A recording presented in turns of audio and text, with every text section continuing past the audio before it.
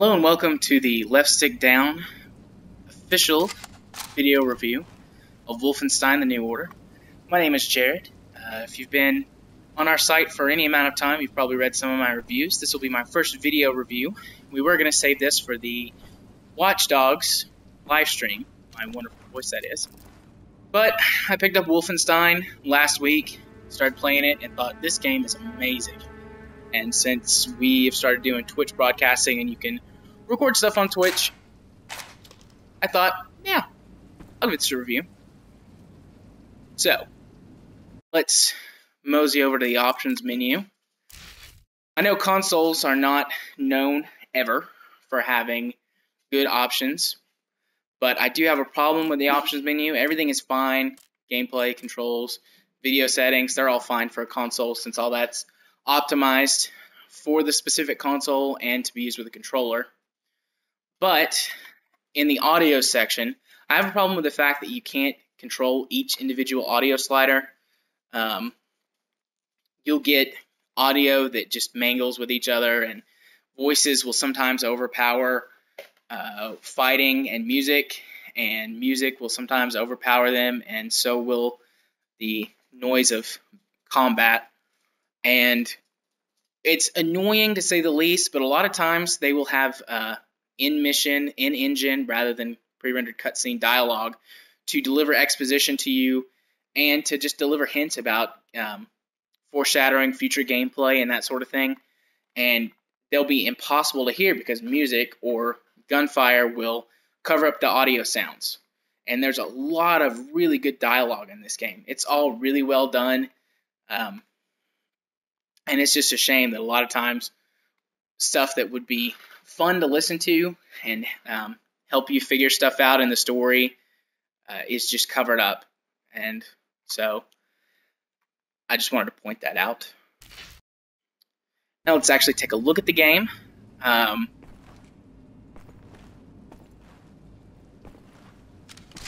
It looks really well. Both console versions look really well. The devs said that they were able to get both of the 8th gen console versions running at 1080p, 60 frames per second. I'll post a link below where you can read it. I'm not sure if I believe it or not. There's been a lot of problems on Xbox. Stop listening.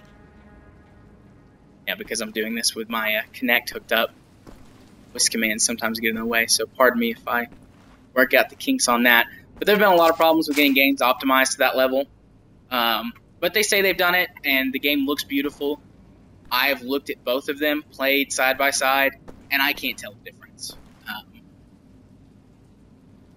Textures look pretty good. I've seen better textures, but they look pretty good. Characters and weapon models and other objects in the game look amazing. And I'm in a nighttime kind of dreary area just to avoid spoilers. I'm pretty early in the game for you guys. But later on in the game, there are some really, really impressive visuals. And they don't feel like just skyboxes. I suppose they are, but they don't feel like it. You feel like you're in a dynamic world, that your actions matter.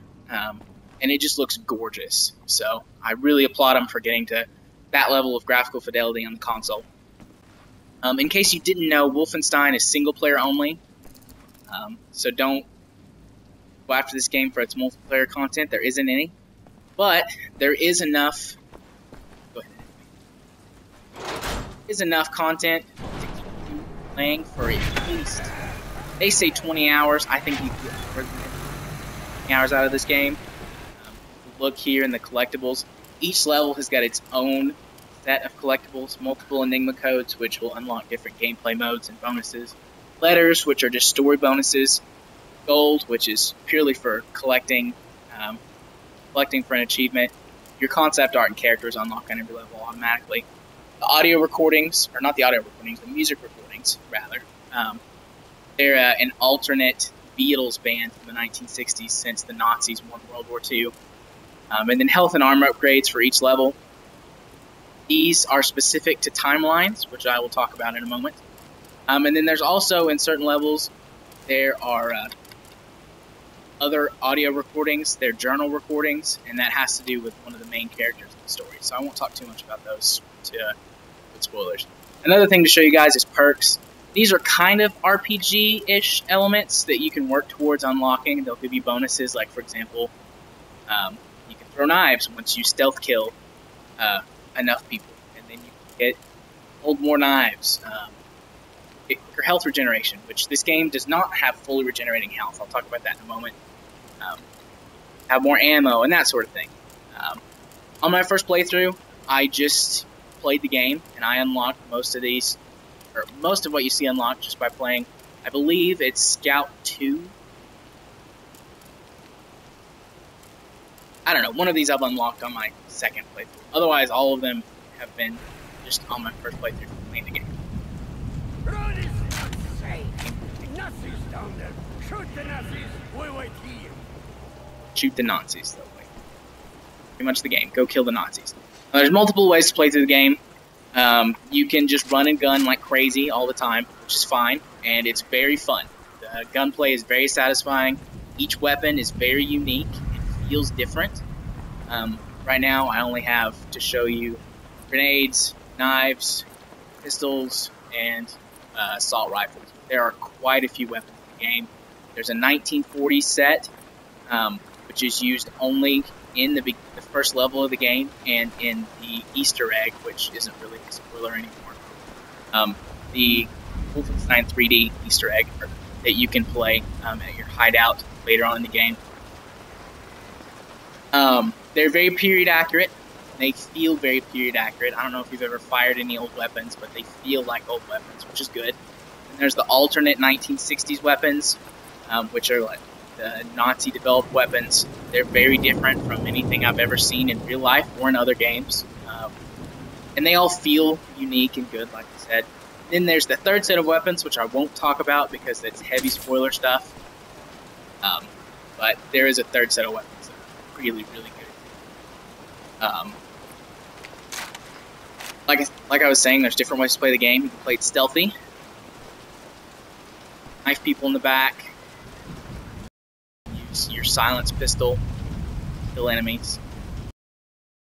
And honestly, this is one of the best stealth games I've ever played. Well, ever played recently, I should say. There's definitely much better stealth games than this, but they're all older games. It's the best stealth game that I've seen to come out in years. The stealth detection is a little weak. Enemies will miss you pretty easily, and I think it's designed to be forgiving on purpose. It isn't designed to be a super stealthy game. Like, see how this guy's looking.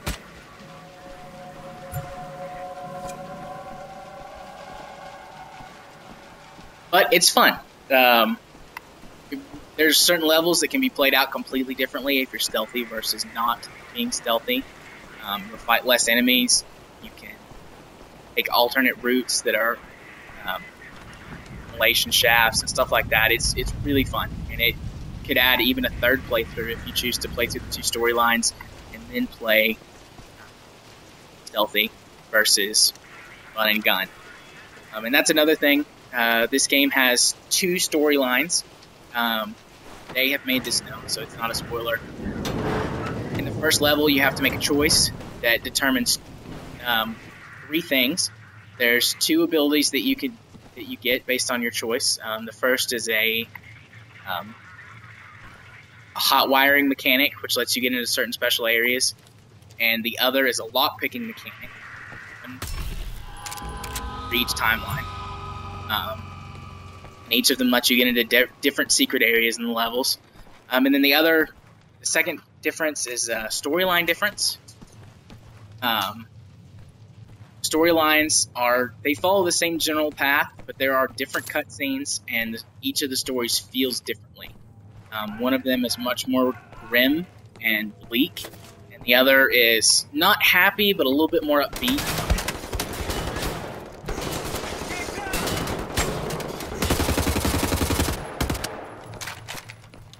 And in gunplay before I was ready to show you, but that's okay.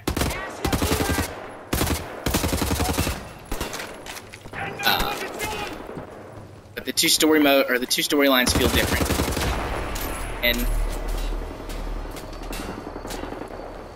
achievement will pop up, but you get an achievement for every single one of those perks you unlock too. I feel like you got something.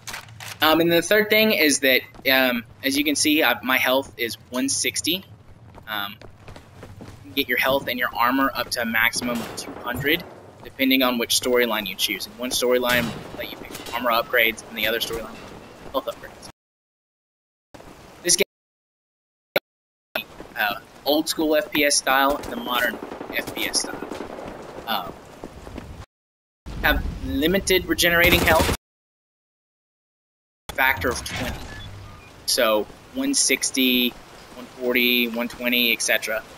But other than that, it doesn't regenerate at all, and you have to manually pick up all of your ammo and your armor.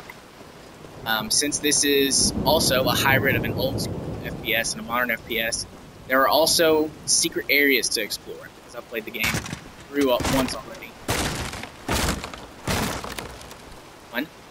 Crates like this can be destroyed if you have the right weapons, and later on you get a tool where you can cut through them. Right now you have to have heavy weapons. Here, and this is a secret room. I have some armor, some health. Shouldn't pick that health. Weapons, ammo. All kinds of helpful things. There's also collectibles in this room. I've already picked up the collectibles, so you can't see them, but there's a collectible or two in here. So, when you play through, there's your free collectible location. But the game plays extremely well. Both story modes feel different. Gunplay is excellent. Like I said before, all the weapons feel different, unique, and that they each have a purpose. Let's see. What else is there to talk about? I mean, this game is just wonderful.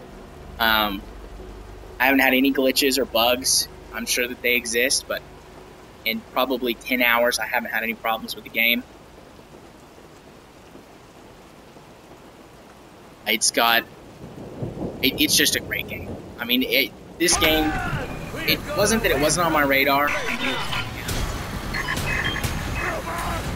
I didn't care all that much about it. I was a big fan of Wolfenstein. Liked the first Wolfenstein that came out on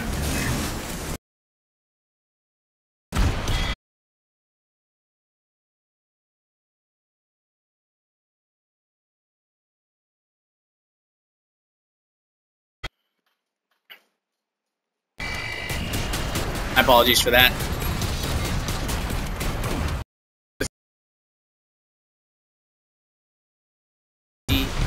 All that great. I wasn't particularly excited for it, and then I didn't try it, I picked it out. I cannot not say enough. It's amazing, player-only shooter. Feels great, looks great. I feel like it really lives up to the heritage. A lot of people knock it for what happens.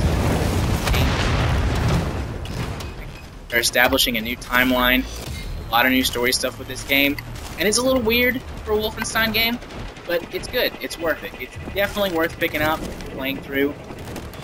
It's a great game, and cool. Definitely.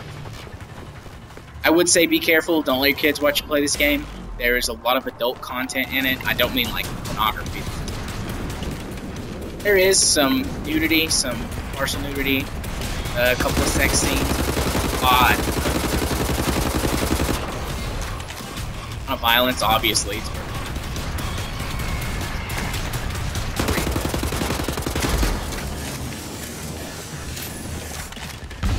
That's a couple other things I have to say about it. It's got a lot of really good one-offs. Missions that you do.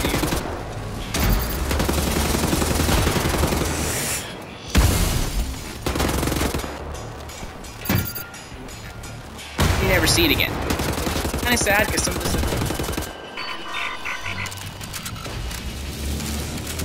decided to go crazy and game. It's good. It keeps the game fresh. Keeps changing it up. It also does encourage you in certain sections to be stealthy versus not stealthy, which adds some gameplay variety. You don't have to be. You can always run and gun or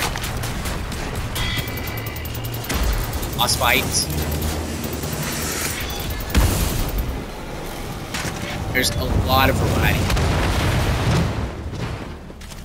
It's nice. It's refreshing to see a single-player only first-person shooter. It doesn't have anything tacked on. It's all wonderful. I hope they make a sequel. I hope they make some DLC. I will definitely be buying all of it. I think you should too.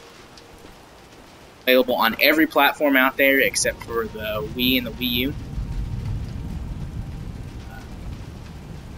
We'll buy it. My name has been Jared. I hope you enjoyed this video review, and I hope you come back next week for the one for Watch Dogs.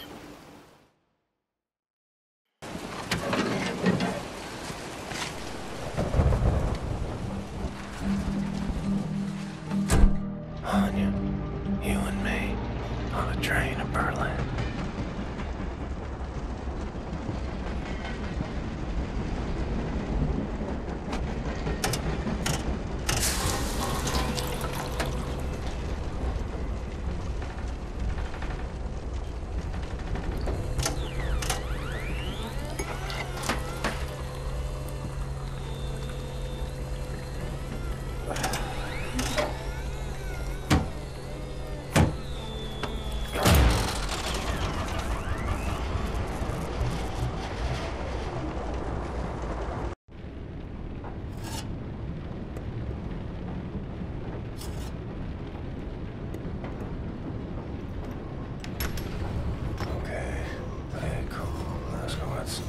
You're just another Nazi jerk. Went for coffee in the middle of the night.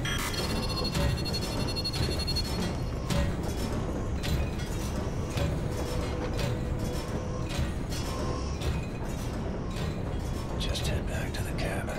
Avoid eye contact. Stuck around this long, here's one of those one-off mechanics I was talking about. You're eating coffee without spilling it.